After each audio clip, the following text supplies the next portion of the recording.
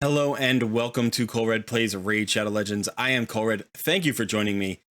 This weekend has been a shard pulling extravaganza. Obviously, we had the 2x Sacreds on Friday. Now we have the 2x Voids today. We will have 2x Ancients tomorrow. So what I wanted to do for you is to put together a list of 16 hidden gem champions. I like talking about champions that are either like underrepresented in the content creator space, champions I don't think get talked about enough, or maybe even champions who are undervalued by the community that I think free-to-play players especially could get some value from, but maybe they aren't really considered strong champions, and I think they are stronger, at least, than the community generally considers them. So I've picked one from each faction, plus there's a bonus one that'll take us up to 16. I'm going to kind of move fairly quickly along because I don't want this to be a super long video, but whether you pull one of these champions this weekend, or you have them sitting in the vault and you want to go back and re-examine them, I think these are 16 champions that could provide value for you and your account, depending on your needs, your roster, and where you are in the game. But give these 16 champions a look, and let's go ahead and get started. We are going to start with the Bannerlords faction. We're going to go right through every single faction. So starting with the Bannerlords, I think that this can be a faction where we struggle a little bit to figure out who to fill out our faction wars teams with, and also to find value outside of sort of the superstars. We know the superstars in this faction: Archmage Helmet, Stag Knight, Lady Annabelle, Ursula. We know the champions that get talked about a lot, but there are some hidden gems here, and I want to talk about a champion that never gets any love whatsoever, and that is Aelfric. And I think one reason he gets no love is because his character model is total trash. He looks like a common or maybe an uncommon champion, with the exception of this actually fairly nice cloak. But otherwise, his character model is very, very bland. And I think that's one of the reasons he's undervalued. But also, he does have, in fact, a great kit. If we look at his stats, he has 1200 attack, 100 base speed, which is nice. A little bit low on defense and HP for a support champion. I would prefer to see a little bit of his attack stat moved over into defense or HP. But he has a very good kit, and I think you're going to find uses for him, especially in an early game account. His A1 has a 40% chance when booked of placing a decreased attack for 2 turns. That's always good on an A1. It's perfect for boss fights. 40% is sort of that bubble percentage. I would like to see this at 50%. But 40% still a solid percentage for an A1, and maybe you can use this as a backup decrease attack with somebody else, or if you just don't have one, now you do. The A2 is an AoE, which has a 100% chance of stealing one random buff from each enemy. Remember, stealing a buff means Aelfric gets them. So he can steal shields, he can still increase defense, he can steal block debuffs. So not only is he removing one buff from each enemy, but he is placing that buff on himself. This can be extremely useful in faction wars, it can be useful in Doom Tower, it can also be useful in Arena, which is where I think you're probably going to use this guy the most. In addition, this also places continuous heal buff on all allies for 2 turns, so he has some extra survivability for the team right there. The A3 fills the turn meter of all allies by 15%, then places a 50% increased attack buff on all allies for 2 turns. This is on a 4-turn cooldown. I wish it was on a 3-turn cooldown, but this is the skill that's going to make him viable in Arena. In a lot of cases, we're looking for a solution in Arena to bring that increased attack for our nuker, and it's optimal, or at least better, if we have a turn meter fill on the same skill. So he's one of the champions that can do that. It's a 15% turn meter fill, so not a huge fill, but it's a nice turn meter fill plus that increased attack, making him very useful in arena battles. His passive is actually also an interesting passive. You don't see this very often. This removes all decreased attack debuffs from all allies at the start of this champion's turn. So if your nuker is attack based, and Aelfric is going before that champion, he'll always remove the decreased attack debuffs from your nuker, which means your nuker is not going to be hitting, with that debuff on them. So he's going to hit at full strength. So that's a nice little passive. I don't think it's going to play in a lot of places, but you could certainly build your team composition so that this passive prevents your nuker from being debuffed. And then finally has a speed aura in all battles by 15%. Obviously, we have stronger options. We have High Katoon, we have Deacon Armstrong if you've used your promo code, your starter code on him. So there are champions with better speed auras, but it's always nice to have another option as a speed aura. 15% is not huge, but at least it's respectable. You're not going to have a major drop off from those other champions I mentioned. And so if you need to swap him in for some other support that's bringing your ally speed aura, you still have one here. All around, I think this guy is pretty undervalued. I am building him on one of my accounts, or I was before I stopped playing that in order to focus on videos. So I definitely think he's worth using. So consider him, especially if you're in the early game and you're looking for that arena solution. Okay, back to the faction index. Let's go ahead into the High Elves. In the High Elves, I have chosen a legendary. It's one of only 2 legendaries on the list, but I love this champion, and that is Shiramani. I think she is vastly undervalued by the community. She's incredibly powerful. She was one of my first legendaries on my main account, and she carried me for a long time. I still use her at endgame in spot uses, and those spots are actually fairly frequent. So when I say spot usage, I mean I put her in here or there as a solution for particular things, but she shows up a lot on my squads. So her A3 is the big skill. This attacks all enemies, has a 100% chance of placing a freeze debuff for 1 turn, and then fills this champion's turn meter by 10% for each attacked enemy. In wave content, if you are struggling with wave content, whether that is in dungeons or in Doom Tower, or even in arena, you can use her in arena. This AoE freeze is incredibly useful. It's on a 4-turn cooldown. It's 100%, and she's going to get turn meter fill for each attacked enemy. Doesn't have to crit. You don't have to land the debuff. You just get, for every enemy that's alive, you get 10% turn meter. So you can get 40 or 50% turn meter when you use this skill, which means her skills are going to come back around much faster. She also has a freeze on her A1, which is a triple hitter, and each hit has a 25% chance of placing a freeze debuff for 1 turn. So she brings a lot of CC. So anytime you're struggling with wave content, CC is a good way to go. And then in addition, she's going to help your survivability with a nice big heal, 50% on one ally, 20% on everybody, and then continuous heals on anybody who gets fully healed. So a lot of survivability here. This is on a 3-turn cooldown. She also brings a nice aura for faction crips, ally defense by 33%. Her base HP is high. Her base speed is pretty good. Her defense and attack are moderate. They're not amazing, but you can actually put her or build her with a bit of offensive stats. She's going to do some decent damage on her A3, or you can go full tank with her and she's going to help keep you alive and moving in wave content. Definitely an undervalued legendary, and I just think she's incredibly strong and doesn't get talked about enough. All right, moving on to the Sacred Order faction. I think the Sacred Order faction is another faction where there are so many epics to choose from. Sometimes we don't know who to value first. And I think, you know, obviously, again, there are some superstars here. We have Deacon Armstrong, Godseeker Aniri, Inquisitor Shamil. We hear about Phoenix a lot and Mordecai. But I think there are actually tons of really good epics in this faction. And one I want to talk about today is actually one I don't have on this account, but I have built on other accounts, and that's Anchorite. Now, Anchorite was part of a fusion event a while ago, but he's got an excellent kit. And so a lot of you may have him from that fusion event if you weren't able to complete the entire event, or maybe you've pulled him from a shard since. You can look at his stats. He's got decent survivability at 19k HP. His defense is almost 1k, so it's a little low. And his speed is 103, which is nice. Here on his A1, he has an AoE. Heals the ally with the lowest HP by 10% of the damage inflicted. Anybody with an AoE A1, you can consider putting in a stun set, so very strong for faction crips if you need him to be. Also, the A2 removes 1 random debuff from all allies, then increases their duration of all ally buffs by 1 turn. This is actually usable even in Clan Boss. This can cleanse your stun and then give you ally buff duration increase. That's a very powerful skill. It's on a 3-turn cooldown. I think people forget that this skill is in his kit, but that increases duration of ally buffs can really be powerful in Clan Boss. It can also be powerful in Hydra. It can be powerful in Doom Tower boss fights, in Iron Twins. You can use this in a lot of places to increase the survivability of your team, or even to extend like their damage dealing buffs and stuff like that.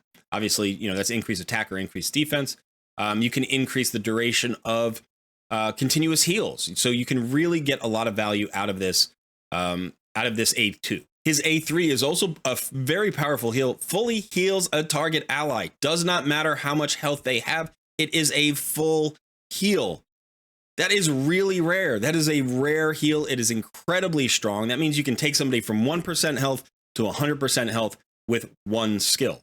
And in addition to that, it places increased crit rate and increased crit damage on all allies. So it is a survivability skill and a damage dealing skill, or both. You know, whatever you need it to be, it's going to help you out. So I think this kit is very, it's unusual, It's an unusual kit, but you've got 3 valuable skills. You have an AoE on the A1. You have that increases duration of all ally buffs plus the cleanse of 1 debuff. And then you have a full heal with these damage buffs. So you can really find a lot of places to use him.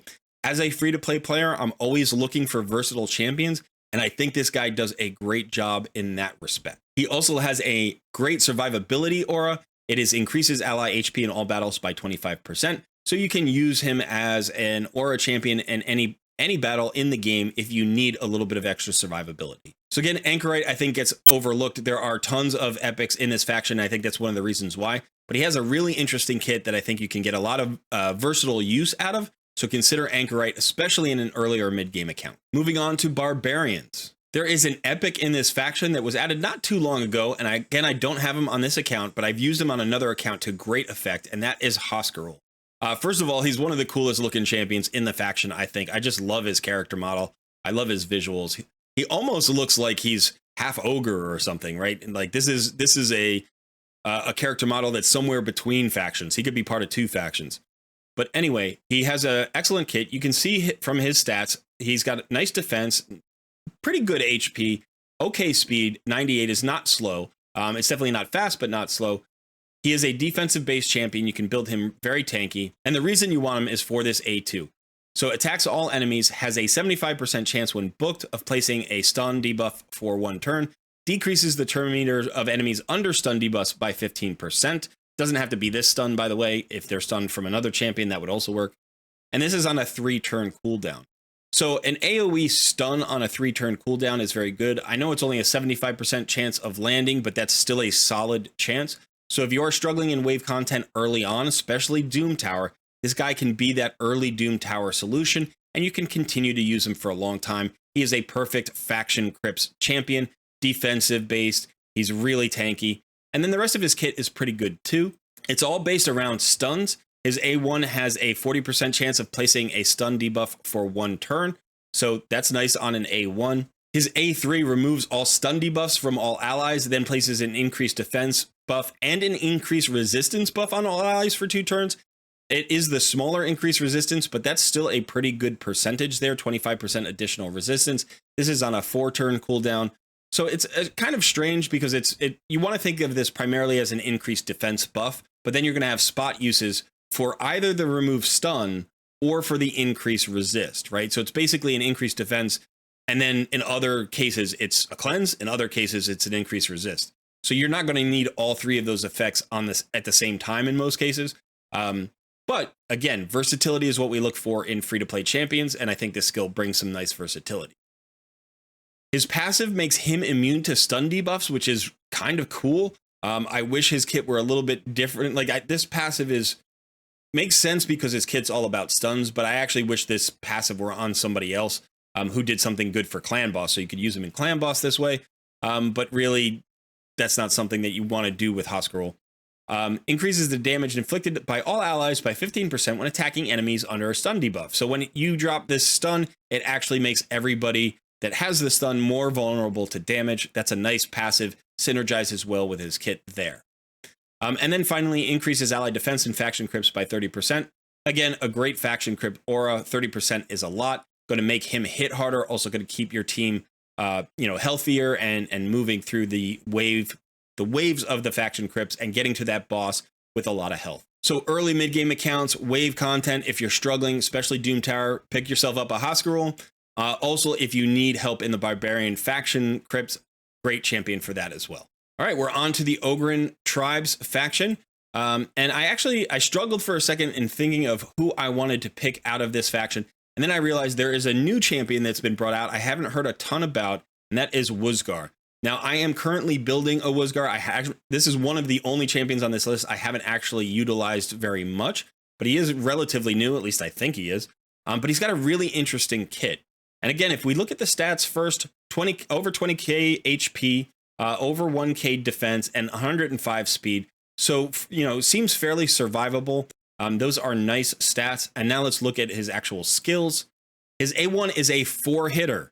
So right away, that jumps out. A 4-hitter. Attacks one enemy 4 times. So we're thinking Fire Knight right away. Each hit heals the ally with the lowest HP by 2% of this champion's max HP. He's an HP based champion. He's going to have a lot of HP. So that could be a 3 or 4% heal for the ally with the lowest HP. So that's actually a nice big heal. Now that's his only attack. The rest of his kit is all support skills. Here we have heals all allies by 10% of this champion's max HP. Again, this is going to be a nice big heal because you can control how much HP goes on this champion. It also places a counterattack buff on this champion for 2 turns. Remember, he has that 4-hitter there that it also heals, so counterattack is going to work well. This is on a 3-turn cooldown, so that's a fairly solid heal right there.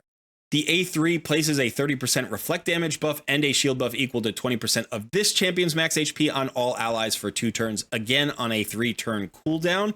So this is a valuable skill again in Fire Knight. I think he's going to be an amazing Fire Knight champion. If you're struggling with Fire Knight early in the game or in the mid game, which players often do, this guy is going to help you with the waves because of the shield and the reflect damage. Also with the heals and the counterattack, it's going to make sure you get to the boss. And then with that counterattack, with that reflect damage, with the 4-hitter, he's going to help you break those shields really, really easily. This is a perfect early or mid game Fire Knight champion, and probably you can use him right up into end game because of that 4-hitter. He's going to just provide so much value for you. In addition, he has a passive that restores destroyed max HP whenever this champion heals themselves or an ally. The amount of HP restored is equal to 30% of the heal. So this makes him almost feel viable for Hydra. Obviously, with the shields and the heals and the reflect damage, that's another place you could consider using him. I don't know how effective he'll be in Hydra. Like I said, I haven't built him myself, but that would be a place I would want to experiment with this champion as well. So consider Woosgar if you are in the earlier mid game, or maybe even go and revisit him if you're late game and you're looking for some help in those places. Moving on to the Lizardmen faction. I think there are so few epics in this faction that in general, we don't really need to cover any of them again. You know, I was thinking about Aox. Okay, he's a little bit, maybe undervalued, but then I was like, no, he's not. Everybody loves Aox. So I think that with so few epics, we don't have a lot of hidden gems here. So I was thinking about, do I want to go to the legendary route? Do I want to go the rare route? And then it occurred to me that there is a relatively new epic who I think is not talked about. She was part of a fusion recently, and that is Delaja. And I actually think that she is a very good faction crypt epic. And Lizardmen crypt is one of the hardest to complete and to 3-star everything. So if you are looking for help in that faction crypt, I think she's a really interesting champion. You'll also get spot uses for her outside of faction crypts, but faction crypts is where you're going to get the primary value for her. You only need to level up her up to 50, and she'll do the job at 50. Now, if you look at her kit, decent speed, decent defense, and a lot of HP. So she's going to be nice and survivable. And then her kit is very valuable, I think, in faction crypts, and you'll see there are a couple other places you could use her. So a 2-hitter on the A1, each hit heals this champion by 2% of their max HP. She's an HP-based champion, so this makes her fairly survivable. Each hit also has a 30% chance of placing a large poison debuff for 2 turns. So at 30%, that means you're going to land roughly 1 poison 50% of the time. You have a 50% chance of landing a poison, basically. So not awful, not an awful A1. I would say that's a decent A1 for an epic. Then you have an A2 that attacks all enemies and has a 100% chance of placing decrease attack debuff for 2 turns. Again, 100% decrease attack debuff is good for bosses. So you've got poisons that are good for bosses. You've got decrease attack that are good for bosses. So now all of a sudden she's seeming like a, kind of a good champion to consider against any boss really in the game. Then here we have an A3 that places a continuous heal buff on all allies for 1 turn. Also places a shield buff equal to 20% of this champion's max HP on all allies for 2 turns. All right, that is very good survivability, extra sustain for your team. A shield that's again based on her max HP plus the continuous heal. So if you're struggling in wave content, this can help you there as well. So it has her passive has a 30% chance of counterattacking when allied lizardmen except this champion are attacked. This is what makes her perfect for faction crypts, because every single ally is going to be a lizardman, so she will be counterattacking quite a bit. And remember, she gets poisons out and she gets heals out on her A1. So again, good against bosses. I actually think she's highly undervalued. I do think you could consider using her in places like Dragon. You might even be able to use her as sort of a sustained based damage dealer for early clan boss. I think if you are in, the first 2 or 3 tiers of clan boss and you have this champion, she could bring some nice value because she's going to help you stay alive with that decreased attack and that shield and that continuous heal. And she's also going to be placing additional poisons here.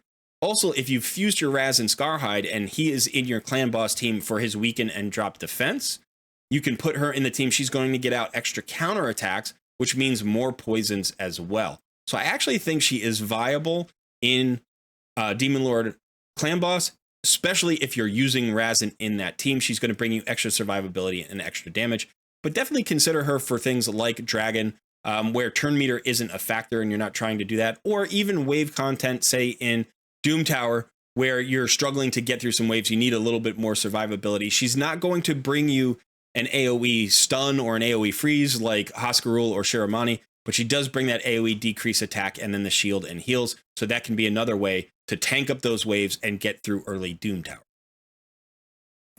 So definitely, I think, an undervalued champion here with an interesting kit. And I have mine built to 5 stars and I use her in Faction Crypts. And as soon as I put her in that Faction Crypt team, I 3-starred the whole thing. I had some of the other pieces, but I was struggling a little bit. And she just made the whole team go. It was really impressive to watch her, even at level 50, just crush that Faction Crypt. All right, we are up to the Skinwalkers faction. Now, in the Skinwalker faction, this is the faction with the bonus gem, I think. There are 2 gems here that I want to talk about. And I do think they get talked about, but I think sometimes, you want to cover already covered ground just to emphasize how good certain champions are. And I'll talk about why I think these are actual gems in a minute. The first is Hofaries. Now, Hofaries is primarily a Faction Crypt champion, but you need a reviver. You need a good reviver in every faction for your Faction Crypts, and he is the best one, the best epic in this faction. So he revives 2 random allies with 50% HP and fills their turn meters by 50%. Then after the revival, he places a strengthen buff on everybody.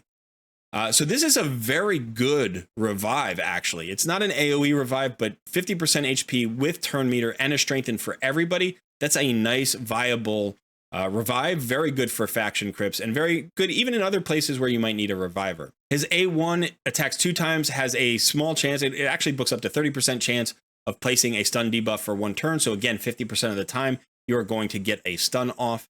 And then the A2 increases attack and increases crit rate buff on all allies for 2 turns. You can find usages for this as well. So I actually think Hofaries can be used outside of Faction Crypts, especially in the early game and mid game, if you need a solution for increased attack or increased crit rate. Again, 3-turn cooldowns, pretty solid. That stun can play in, certain content, definitely.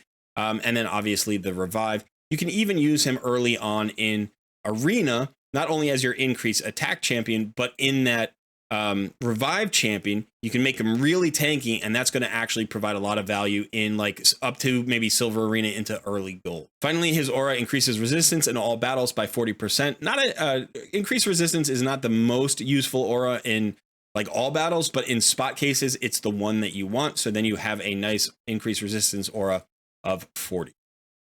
So Hofaries, I think, is not maybe a hidden gem here, but I do want to emphasize how important it is to have a reviver in every faction for your Faction Crypts. And he is by far the best epic or rare in this faction that can do that.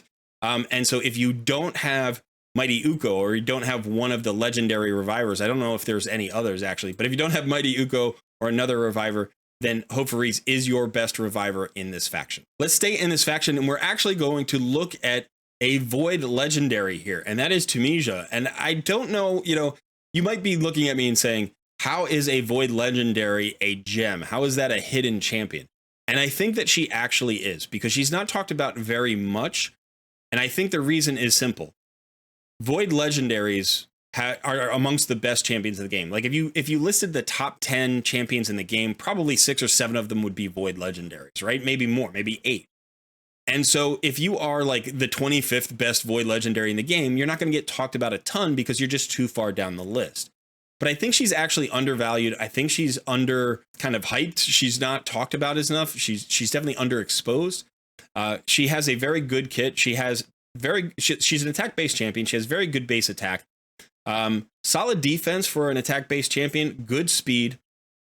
She gets the crit damage bonus, obviously at 63%. And she does have a little bit of accuracy, which you'll see she needs that accuracy in her kit. So what does she do? So if you go to her A2, she has an AoE 100% chance HP burn for 3 turns on a 3-turn cooldown.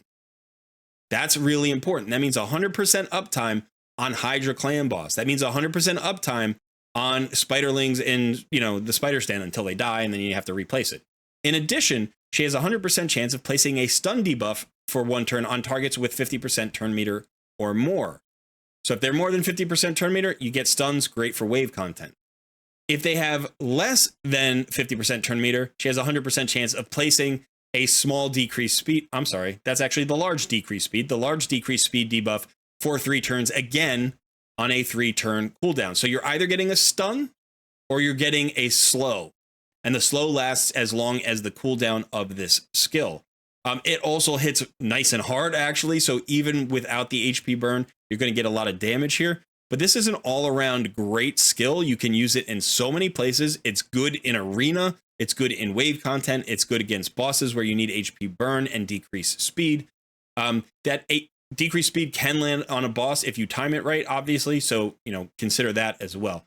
Really powerful skill, hits really hard, and brings a lot of extra utility. Now, if we look at her A1, it attacks one enemy, has a 50% chance of placing decreased defense for 2 turns, so good against bosses. Has a 100% chance of placing the decreased defense on the target before attacking if the target is under HP burn. So if you've dropped the HP burn, that chance goes up to 100%. And again, it happens before the attack. So this attack is going to do extra damage against bosses. It hits decently hard. It's not an overwhelming hit, but it is a pretty strong hit. So some nice damage there on that A1 with some extra utility. The A3 is also a single target hit, attacks one enemy, damage increases by 40% for each active HP burn debuff in the battle, up to 400%. Think Spider Boss, people, right? If you have 10 HP burns out there, you can get 400 extra damage on a single enemy hit. This also has a 100% chance of decreasing the target's turn meter by 15%, and then decreases the target's turn meter by an additional 15% for each active HP burn debuff in the battle. Again, think Spider Boss. So you can get a 100% turn meter reduction, and you can get a 400% damage increase on this hit based on the HP burns that are out there. This can hit incredibly hard. This is one of the hardest hits you can get against the Spider Boss. So yeah, she is perfect for Spider Boss, really good for wave content as well. And then let's look at her passive. Whenever an ally receives a freeze debuff, has a 50% chance of replacing it with an HP burn for 2 turns instead. This debuff cannot be blocked or removed. Now this may seem strange. So instead of getting a freeze, you get a burn, right? There's a thematic thing going on here. But it's a burn on your team, which seems dangerous. However, whenever an ally or enemy is under an HP burn debuff, this champion is immune to any CCs. So that means that, you're getting rid of a CC on an ally, and then you're making yourself immune to CCs as well. And this is not like an applied thing. This is like, it's almost like having an extra buff that can't be removed, right? So as long as somebody has an HP burn debuff, you're just immune to all CCs. So that makes her hard to lock down. Because when somebody else gets the CC, she will remove that, replace it with the HP burn, and that makes her self-immune. So really interesting kit, very hard-hitting champ, great in wave content, perfect Spider Boss champion. So if you've pulled Tamesia and you put her in the vault because you didn't know what to do with her, or maybe you pull her this weekend, she is a hard carry. The account that I've pulled, I've only pulled her on one account. The account that I pulled her on, I was like, all right, this looks like a cool champ. I built her out. She turbo boosted that account. I just went flying through Doom Tower like it was nothing. It was crazy. I used her in arena, especially 3v3 arena or live arena as a spot champion. She's crazy because of that stun and that slow, plus the HP burns, all the damage that you get out there. So yeah, highly considered Tamesia. Again, I think she's a hidden gem because she doesn't get talked about enough, but people know that she's a good champ when they talk about her. She's not undervalued. I just think she's underrepresented a little bit because there are too many good, or I should say great, Void legendaries. She just gets lost in the mix. Okay, we are at the halfway point. We were on to Orcs. Now in Orcs, this is funny because I think there are a lot of hidden gems in this group of epics, but there are also a lot that are really well known. So I went with some champion somewhere in the middle here, and I just want to point out Old Hermit Jorg. I think that I didn't hear much about him before I built him on my first alt account that pulled him, and I was really looking for a solution for the arena. And here you have a places 50% increased attack buff on all allies for 2 turns, and fills the turn meter of all allies by 20%. So this is also like Ilfrig's skill, right? With a little bit more turn meter fill of 20% instead of 15%. But this again can be that solution for that increased attack buff you need in arena. And that's why I built him. And then I started to look around and I realized he's actually a very good all-around champion. If you look at his stats, he's got really good all-around stats, 104 base speed, decent defense, decent HP, decent attack. But he also has an HP burn on his A1. It's only got a 40% chance of landing. It is a 2-turn debuff, so pretty good against bosses if you need him against bosses. And then also he has a revive 2 random allies with 60% HP and turn meter of 40%, plus a perfect veil on the revived allies for 2 turns.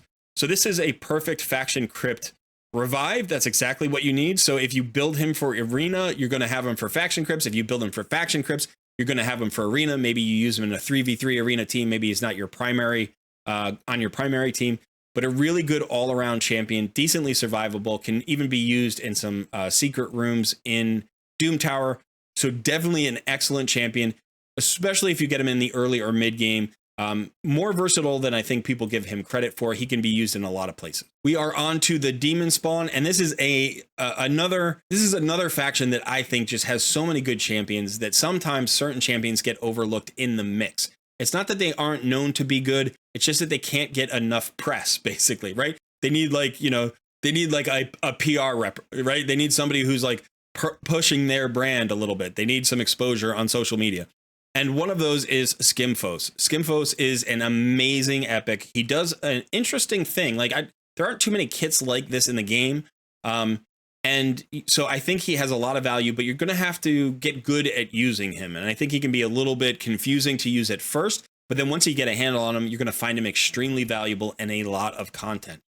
So first of all, if we look at his kit, we'll notice good base speed, good base defense, good base attack, very low on HP. He is squishy. You're going to have to, if you're going to want to keep him alive, consider building some defense on him because his defense stats are better than his HP stats.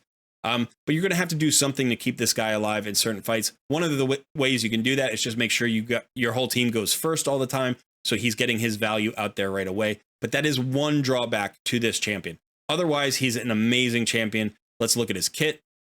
His A1 has a 2-hitter. The first hit has a 35% chance of placing decreased speed. The second hit has these both booked a 45% chance of decreasing the target's turn meter by 10%. This is a very good A1 for Fire Knight, so you can consider him there. The A2 attacks all enemies, has a 100% chance of placing decreased attack debuff for 2 turns. This is on a 3-turn cooldown. After attacking, transfers all debuffs except CCs from all allies to this champion. Right, so he's going to cleanse your team and put all the debuffs on himself. So all HP burns, all poisons, decrease attack, decrease defense, anything that's not a CC, it's going to land on him.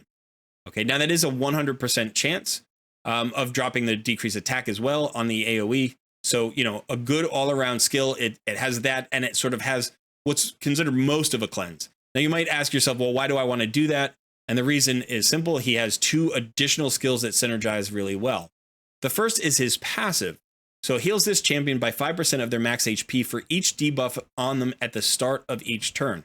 So if he's pulled 4 or 5 different debuffs to himself, he's going to get a nice chunky heal, which is good because we know that he's kind of squishy. If this champion is under 4 or more debuffs at the start of the turn, he gets an increased attack and an increased crit damage on him for 2 turns. So he pulls all those debuffs to him, he heals himself, and he gives himself 2 buffs based on it. And then you're going to use his A3. This now throws all those debuffs onto the target enemy, then attacks that target. It can steal 100% of the target's turn meter if the attack is critical, so you want him with 100% crit rate. This is great against any boss that can have turn meter reduced. So again, maybe Spider or maybe Fire Knight, you know, maybe some of the bosses in Doom Tower, you want to consider this guy, because just cleansing those debuffs and then throwing them back at the boss can be really valuable. Finally, you have the increased attack, ally attack in Doom Tower battles by 30%. That's a nice chunky percentage. Ally attack in Doom Towers can be very useful if you don't need a speed aura or a defensive aura to get through the waves. So yeah, you can also use him as your lead in Doom Tower. All around has a really interesting kit. I don't think he gets talked about enough. And I definitely just kind of discovered him randomly last year on my last alt account. And he really did a lot of work for me there. He was like my 3rd level 60 champion or something like that. Not necessarily a great clan boss champion, but pretty much usable almost in every other boss fight in the game. We are on to Undead Hordes. So in Undead Hordes, this is going to be the first rare that I'm going to call out. I think that every champion here has been pretty well covered. The only one I thought about maybe talking about was Annex, but I think I'm going to skip over him in favor of Banshee here.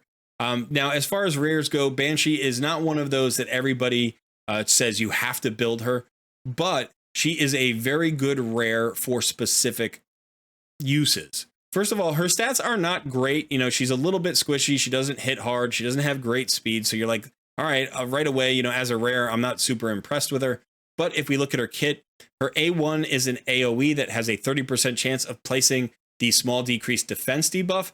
So AoE with decreased defense on the A1, right away we're thinking stun set, right away we're thinking faction crypts, right away we're thinking secret rooms and Doom Tower, right? So you can get value out of her. Remember, she's also a support. So having a support that has an AoE on the A1 can be very useful in those Doom Tower secret rooms for rare supports. In addition, her A2 is also an AoE. This can actually book down to a 2-turn cooldown, and this has a 65% chance of removing one random buff from each target. That can remove counterattacks or shields or block debuffs. So again, you know, you want to build some accuracy on her for this debuff and for this instant effect, but stun set, maybe a perception set, and all of a sudden you've got a very good wave-based rare. Finally, she has this A3, which attacks 2 times at random. Each attack has a 50% chance of placing block active skills debuff for 1 turn, which can be very useful in spot cases as well. And then her aura is Arena Battles, which you'll never use her. And it's a very, very weird weird aura. Resistance in Arena Battles by 52. I don't know why 52, why not 50, why not 60? But yeah, so it is there in case you ever need resistance in Arena Battles for some reason. Very good rare. If you are struggling at all with the Undead Hordes faction crypt, highly consider building her. You can even run her at 50 in that stun set, and she's going to do a good job for you. Moving on to the Dark Elves faction. There is an epic in this faction who I think doesn't get discussed enough. She's not an OP champion. She's not like a hugely powerful champion, but she's going to have some good uses in a number of cases, and that is Luria. So if we look at her stats, I think the downside here is she is a bit squishy, only 13k HP, only 947 defense. So that is a struggle in keeping her alive. However, she has a nice attack number, 1487, good speed, and she even has some accuracy in her kit already, which is going to help her. So now let's go over her skills. The A1 has a 50% chance of placing one of these 3 debuffs. It actually books up to 75% chance. So you're going to place one of these debuffs. Obviously, the sort of random, 1/3 chance of each debuff is not as good as if you just knew what the debuff was and you could predict it. Like I would prefer it with just a decreased speed or just a, heal reduction or just a decreased defense. But you have a 75% chance of placing one of these on an A1. So, okay, A1. Her A2, however, is very good. Attacks all enemies, has a 75% chance of placing a freeze debuff for 1 turn. Enemies killed by this skill cannot be revived. So this is a lot like Hoskarul's stun, AoE stun, right? Both of them have a 75% chance of landing a debuff. However, this has the additional characteristic, the additional ability to block revives. So very useful for Ice Golem, right? One of the things about blocking revives in Ice Golem is like if you're using a Phoenix or if you're using a champion that has a single target block revive, you don't know whether they're going to use it at the right time or hit the right target. But this is an AoE. It hits decently hard. So yeah, you can do some damage here and kill those minions and make sure that they can't be revived. You can also use this in Doom Tower waves, even in late game when you have a lot of revivers like the Siffy waves and stuff like that. If you want to block revive on those waves, this is a skill that's going to allow you to do that. And remember, AoE freezes are really strong in Doom Tower wave content, especially the higher levels where you start to struggle. So I actually think this champion gets more valuable as you progress. But by the time you get to end game, you're probably going to not be thinking of this champion. You will have moved past her. So I think for a mid-game account or anybody who's struggling in Doom Tower waves, this A2 is very valuable. And also you can consider her for spot usage in certain, really, really end game Doom Tower waves. Plus, like I said, Ice Golem. Her A3 attacks one enemy, removes all buffs, also has a 100% chance of placing a block buffs debuffs for one turn. So another useful skill of block buffs. All in all, not an OP champion, like I said, but I think she's undervalued and under-discussed, and you should definitely consider her if you can get uses out of her, especially for that A2. Moving on to Knight's Revenant faction, one of my favorite factions in the game. I think they have really cool character models and really cool kits. There is a Void Epic here that I think doesn't get discussed enough, and that is Golden Reaper. Maybe she's just been in the game so long that people, don't think of her anymore. She was discussed back in the day and she's kind of been, dropped off the radar. Or maybe it's been a little bit of power creep. There are other champions who kind of do what she does that are more accessible in the game. But I think that you don't want to sleep on this champion if you pull her. And when you look at her stats, the first thing that you're going to notice is she has a base speed of 111. That is one faster than Arbiter. She is a very fast champion, and you're going to be able to use that speed to your advantage. She also has pretty good HP, pretty good attack. Defense is a little bit low. She's a little bit squishy, but usually you're going to use her on a go first arena team, so squishiness doesn't matter. So the first ability we really care about is this A3, Alacrity. Places a 30% increased speed buff on all allies for 2 turns and boosts their turn meter by 20% on a 3-turn cooldown. That turn meter boost is really what you're looking for. That increased speed is what you're looking for in arena. She's going to help your team go first. You can even make her faster than your Arbiter, so she could be the first champion on your team in terms of speed because she has that one extra base speed. So if you don't have Arbiter, or if you do have Arbiter, but you're trying to squeeze some extra speed out of your team, you can actually make your Arbiter go second. Still want her for her speed aura, but you could make the Golden Reaper be your first or fastest champion. In addition, she has an AoE that has a 75% chance of placing a decreased attack debuff for 2 turns. I really, really wish this was 100%. I think if they had this as 100%, that would make for a better kit overall, but also for a better skill. But they add this other portion to it, decreases the turn meter of each target by 20% if they are not under a decreased attack debuff. So if you don't land the decreased attack, then you will land the decreased turn meter. So you could potentially not book this skill out if you're more concerned with turn meter than decreased attack, which sometimes you are, sometimes you're not. It depends. But again, I kind of wish it were 100%. They just got rid of the second part, or they just made it about the turn meter. But still a decent skill, and it is an AoE. So, that's going to bring a little bit of extra damage in wave content and a little bit of extra survivability in wave content as well. So not just an arena champion, you can potentially use her in Doom Tower or even in dungeons. And then the A1 has a 50% chance of decreasing the cooldown of 1 random ally skills by 1 turn. This is actually sort of a nice skill. You can't use her in Clan Boss because of this. Not that you probably were going to try anyway, but it can decrease the cooldown of a random ally skills. That's just nice. That means more skills come back around faster. So again, you can use her against non-Clan Boss bosses, and you'll get some value out of this. So although she feels at first like an arena specialist, you can see she can be valuable in a lot of wave content and even against certain bosses. The fact that she's Void Affinity also means you don't have to worry about weak hits on any of those debuffs or instant effects. So yeah, a very effective and predictable champ. She's going to bring a lot of value, especially in an early game or mid game account before you get that Arbiter. But again, you can use her for a long time. You can shift her over to your tag team arena eventually. So you will never lose value on this champion. All right, going to the Dwarven faction next. I always call it Dwarven faction instead of dwarves. We're just going to go to dwarves here. Now, I thought long and hard about who I was going to promote as my gem in this faction. I think there are several who kind of get underrated or underutilized, but I'm actually going to go with one who is highly advertised, but I just want to make sure that early game and mid game players know about this champion, and it is Master Butcher. Now, the reason I'm specifically picking Master Butcher is because Bommel is in the Doom Tower rotation, and Master Butcher is a good early game Bommel solution.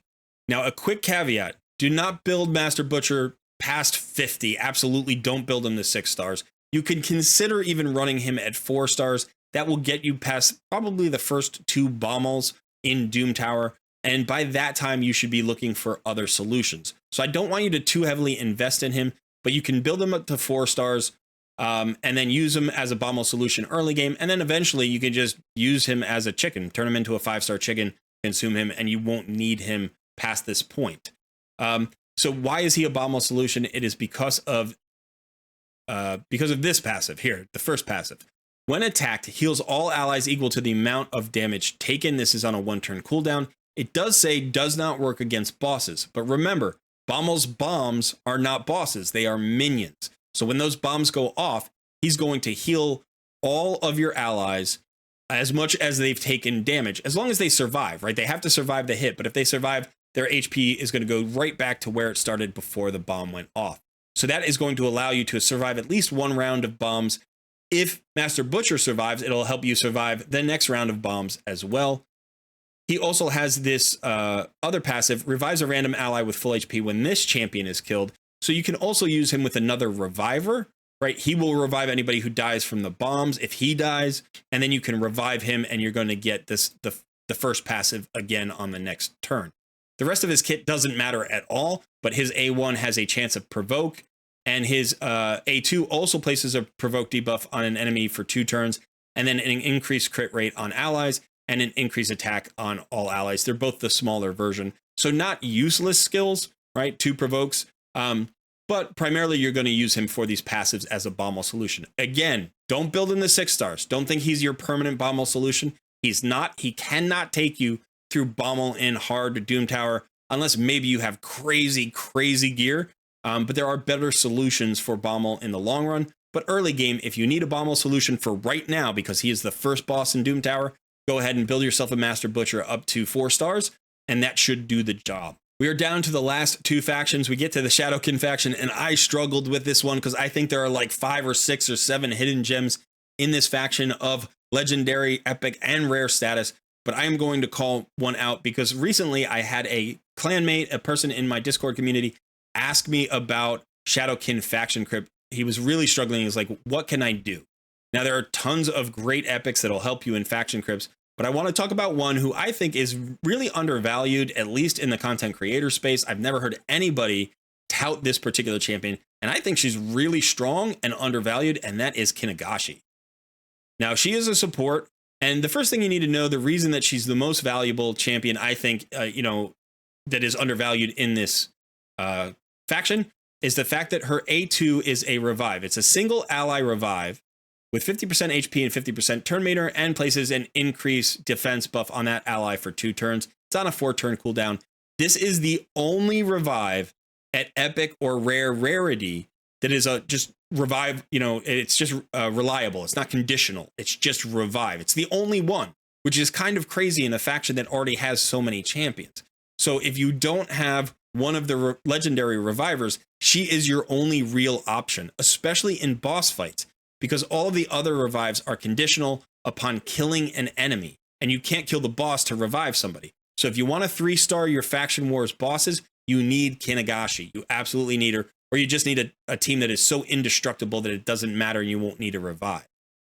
But in addition to that, she's actually got a really good kit. I think she's a very good champion, and nobody talks about her. If we look at her stats, she's got 105 base speed. She's nice and fast. 1k defense, 1k attack. So for a support, those are decent stats.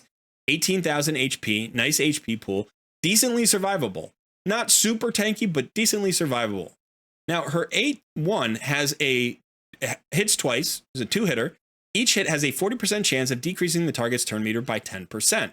So 2-hitter with a nice little turn meter bonus. It's not a large percentage. You don't have a huge chance to hit, and it's not a ton of turn meter, but it's a decent A1 for a 2-hitter. I'm already thinking about Fire Knight. Now let's look at the A2. Teams up with a random ally to attack a single enemy. Also fills the turn meter of all allies by 15% on a 3-turn cooldown. Now, I just did a video on ally attack yesterday. If you haven't watched that video, go check it out. I think ally attack is an incredibly valuable skill, and this is one of only 15 champions in the game who have any version of ally attack. So if you want to think about what this does, remember that she's going to use her A1. So again, now you've got A2s with turn meter reduction. Again, think Fire Knight. She will also bring one ally with her.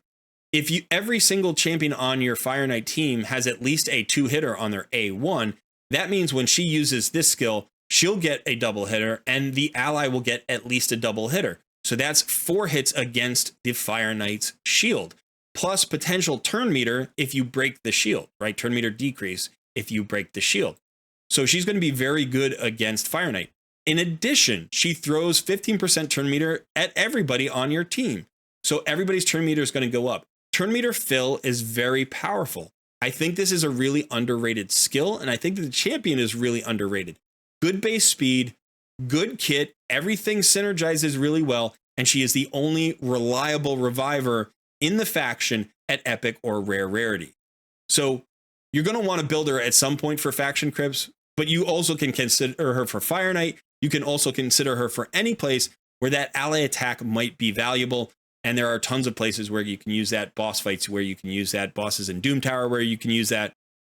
So yeah, consider Kinagashi strongly, especially if you're in earlier mid-game, struggling with Fire Knight or struggling with the Shadowkin faction crypts. Now we are down to our final faction, finally, Sylvan Watchers. And this is going to be only the second rare that I talk about in this video, and that is Tree Shield Knot.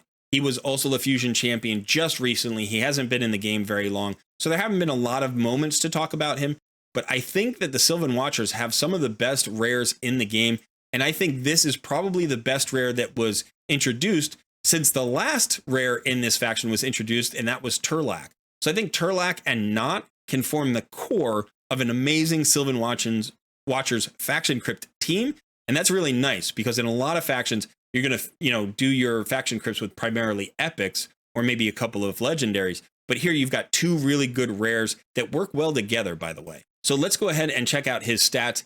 Decent HP for a rare, decent defense, neither one is stellar but pretty good. Base speed of 101, which is very nice for a rare.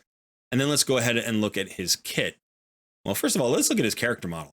This is one of the cooler looking rares in the game, I think. Very, very cool. I like his shield. I like his weapon. I like his glowing eyes and the little kind of amulet on his chest that's glowing there. Very cool champion. But all right, now let's take a look at his kit. Okay, so his A1 hits one enemy 3 times. I love triple hits. Those are always great. They give you some options for how you want to build him. You can consider putting him in a toxic set. And each hit has a 35% chance of placing decrease attack debuff for 2 turns. So that's pretty good against the bosses in faction crypts. Any boss that hits hard, you want to decrease attack on. This is the lesser decrease attack, but he is a rare, and so any of that decrease attack can be useful. His A2 heals all allies by 15% of their max HP, and also places the lesser increased defense buff on all allies for 2 turns. This is on a 3-turn cooldown. We really like that. You get some bonus heal here with the book. So this is going to be not a huge heal, but a nice heal with an increased defense that's going to help keep your team alive in wave content or against bosses. The A3 is the Revive. Revives 2 random allies with 25% HP and 25% turn meter. That is a relatively weak revive in terms of the percentages, but it is 2 random allies, so that's very good for faction crypts. In addition, he does place a shield buff on all revived allies for 2 turns, equal to 20% of their max HP. So you can really consider this as a 45% HP revive and a 25% turn meter. Again, not the strongest revive, but easily the cheapest revive in this faction in the fact that it comes from a rare. And also, as far as rare revives go, this is pretty good. So as a rare reviver, yeah, some value here with Tree Shield Knot. Finally, a nice speed aura in faction crypts by 15%. So if you don't have another champion that has a speed aura for your faction crypt team, this guy has it. 15% is reasonable. Definitely for a rare, it's reasonable. So yeah, I think he is a perfect champion for the Sylvan Watchers faction crypt. Obviously, that faction just launched. So if you are struggling to find a good solution and you pull a Tree Shield Knot, definitely build him up to 5 stars. I think he can do the job at 5 stars. You don't need to take him to 6 stars, but incredible value here in a Void rare. And I would say he goes into the top 10 rares in the game, maybe top 12 or 15. Absolutely. Really one of the best rares that's been released in a long time in Raid. Okay, so that is it. That is all 16 gems. We covered everything from void legendaries to just rares and everything in between. Again, there are more than 16 hidden gems out there. There may be a champion that you love that you think doesn't get talked about enough. Absolutely put that in the comments below. I love to hear those stories. But remember, we can only do so many in any given video. So don't get mad at me if I didn't cover one of your favorite hidden gems. I'll do that in another video in the future, I promise. Okay, thanks for hanging out. Consider hitting the like button, subscribing to the channel. We're getting really close to our 1,000 subscribers. We'd love to do that soon. So if you can help us out, we would appreciate it. But otherwise, have a great day, and I will see you in another video very soon.